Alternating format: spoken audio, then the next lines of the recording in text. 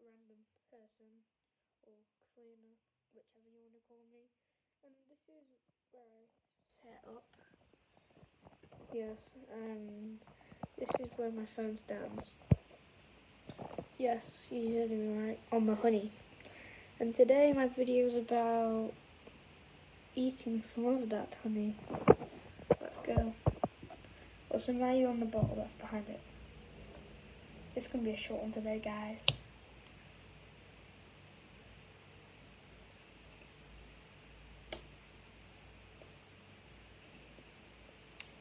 Let's wait for it, guys.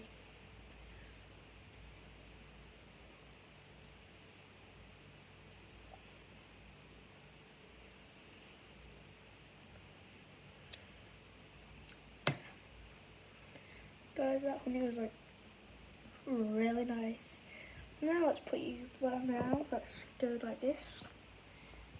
And then put the honey back there. Prop you on the honey. And this is how you guys would normally see me.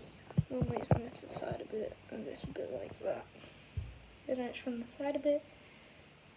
And this is getting dirty. I'll clean it soon, but no.